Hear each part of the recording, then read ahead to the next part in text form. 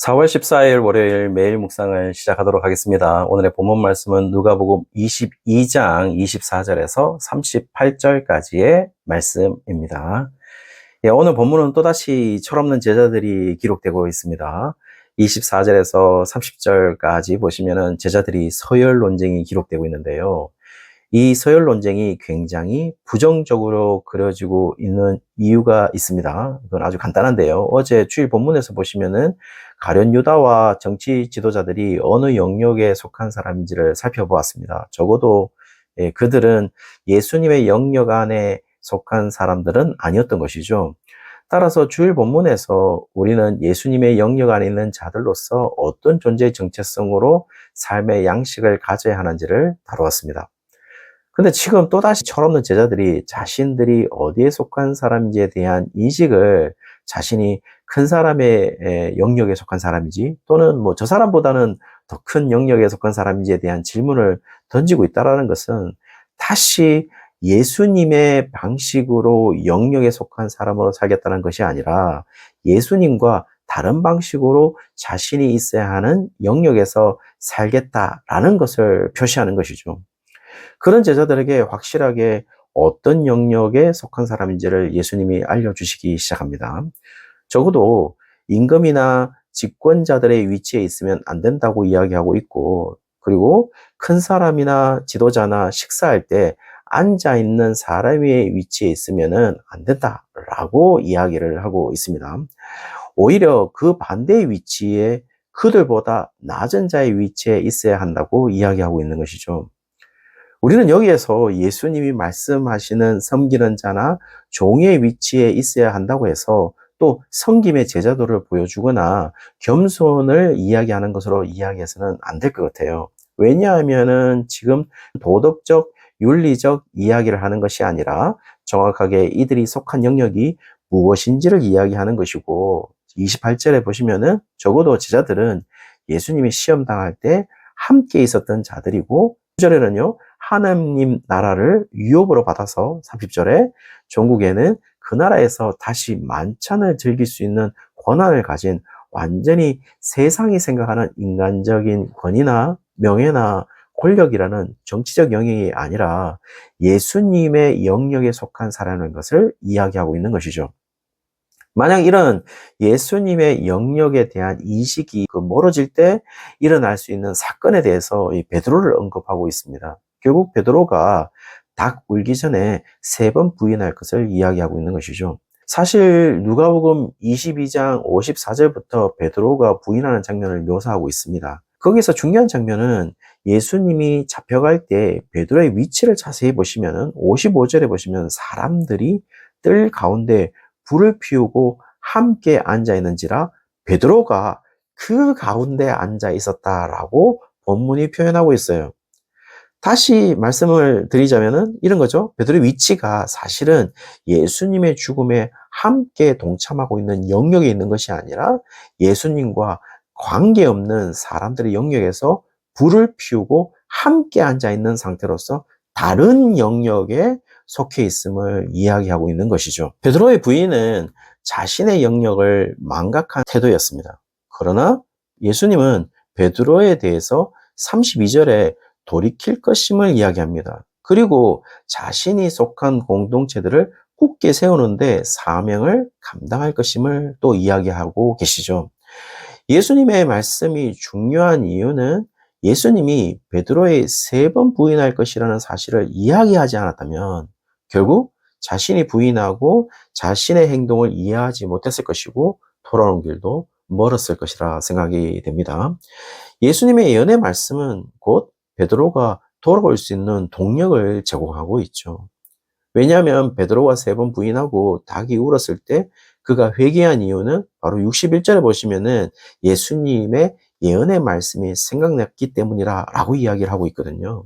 결국 예수님의 3번 부인할 것이라는 그 예언의 말씀이 없었다면 베드로의 돌이킴은 묘연해질 수도 있는 상황이지만 분명 예수님은 베드로의 배반만을 예언하는 것이 아니라 베드로의 돌이킴도 그리고 미래에 베드로가 어떤 역할을 감당할 것인지도 예언을 하고 있다는 것입니다. 그것이 베드로가 죄를 지은 후에도 베드로를 살게 만들었던 것이죠. 사실 대부분의 제자들은 베드로처럼 부인한 기록만 없을 뿐 그들은 베드로와 다를 바가 없었습니다. 왜냐하면 그들 대부분은 예수님이 죽으셨기 때문에 도망간 상태였으니까요. 그것을 예수님을 배반하지 않은 상태라고 말하기에는 어렵습니다. 그러나 지금 베드로의 부인을 통해 예수님이 말씀해 주고 있는 것은 제자들은 가룟 유다와는 다른 영역에 있는 사람들이고 적어도 예수님에게 속한 영역에 있는 자들은 반드시 돌이켜서 돌아와서 자신들의 사역을 감당할 것이라는 것을 알려주고 있는 것이죠.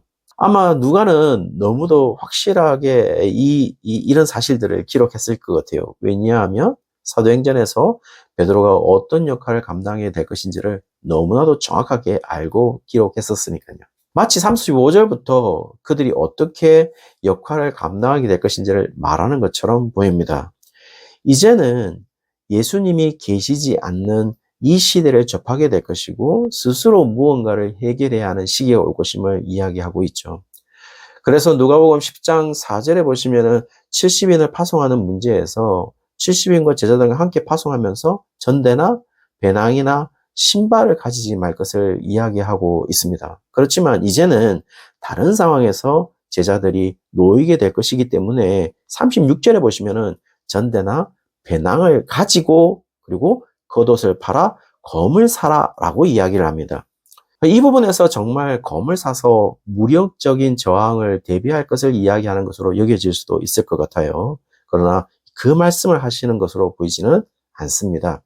그냥 검을 사는 것이 아니고 겉옷을 팔아서 사라 하는 그 말씀 속에 답이 있다고 생각하는데요. 당시 겉옷의 역할을 보시면 단순한 겉옷이 아니죠. 팔레스타인 지방에서 낮에는 정말 겉옷이지만은 밤에는 덮고 잘 수 있도록 기온이 떨어진 밤 공기를 견디게 해주는 생활 필수품이라는 것을 안다면 그 겉옷을 팔아서 검을 사라는 것은 정말 이제 극한 상황에 놓여질 것을 이야기하는 것이겠죠. 그리고 그 극한 상황이라는 것을 37절에 보시면은 제자들이 불법자의 동류로 여김을 받을 것이다 라고 설명을 하고 있습니다.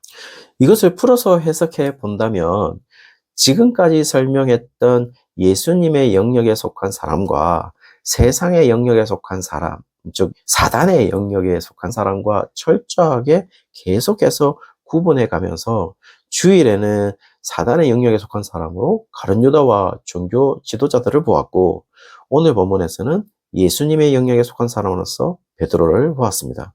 물론 예수님의 영역에 속한 사람들이 넘어지는 일도 있겠지만 분명히 돌이켜서 자신의 역할을 감당할 것임을 이야기했습니다. 그렇다면 여기에서 불법자의 동료로 여김을 받는 사람들은 바로 베드로와 같은 예수님의 영역에 속한 사람들이 그렇게 여김을 받을 것임을 이야기하고 있는 것이죠. 그리고 그런 상황에 놓이는 것이 바로 37절에 보시면 구약에 기록된 것임을 이야기하는데요. 그 기록은 바로 이사야 53장 12절로 보이는데요. 이사야 53장 12절의 말씀은 그러므로 내가 그에게 존귀한 자와 함께 몫을 받게 하며 강한 자와 함께 탈취한 것을 나누게 하리니 이는 그가 자기 영혼을 버려 사망에 이르게 하며 범죄자 중 하나로 헤아림을 받았음이니라. 그러나 그가 많은 사람의 죄를 담당하며 범죄자를 위하여 기도하였느니라. 라고 하는 이 부분에서 예수님이 구약에 예언한 말씀대로 이루어져 가는 것으로 37절에 이야기하고 있는 것이죠.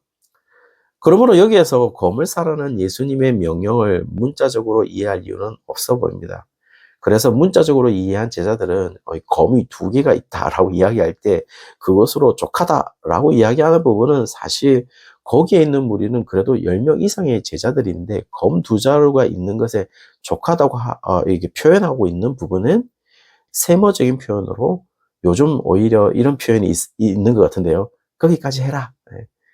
더 이상 나아가지 말라는 의미로서 우리한테 이야기할 때 이제 충분하니까 오늘은 거기까지만 해라 라는 식으로 지금 이야기를 하고 있고 여기에 더 이상 더하면은 정말 실망할 수 있으니 거기까지만 해라는 식의 표현인 것으로 보입니다. 예를 들어서 자녀들에게 만약 이 게임을 하고 있으면 이제 충분히 했으니 오늘은 여기까지 라고 부모가 얘기한다면 그것은 긍정적인 표현이 아닌 것이죠. 분명 제자들은 예수님의 영역에 속한 사람으로 극한 상황에 놓일 것으로 보입니다. 그리고 그들이 어떻게 그 극한 상황 속에서 29절에 말씀하시는 것처럼 하나님 나라를 유업으로 받아서 30절에 종국에는 그 나라에 다시 만찬을 즐길 수 있는 권한을 가진 완전히 세상이 생각하는 인간적인 권위나 명예나 권력이라는 정치적 영역이 아닌 예수님의 영역에 속한 사람으로 삶을 살아갈 것임을 이야기하고 있는 것이죠. 사랑하는 여러분, 지금 누가복음의 독자 기독 공동체는 현재 그렇게 극한 상황에 놓여 있어서 이 말이 정말 어떤 말씀인지 정말 잘 알아들었을 것 같아요. 그리고 예수님의 말씀이, 그리고 구약의 말씀이 정말 이루어지는 역사 속에 있다라는 것도 잘 알아들었을 것 같아요. 그리고 여전히 미래에도 하나님의 말씀만이 이루어질 것이고 머지않아 자신들이 하나님 나라의 만찬에 참여할 것이라는 소망으로 오늘 견뎌내고 있는 것이죠. 여전히 이런 삶의 양식이 오늘 우리에게 필요할 것으로 보입니다. 사랑하는 성도님들, 오늘도 그런 삶의 양식으로 하나님께 드려지는 날이 되기를 주의 이름으로 축원합니다.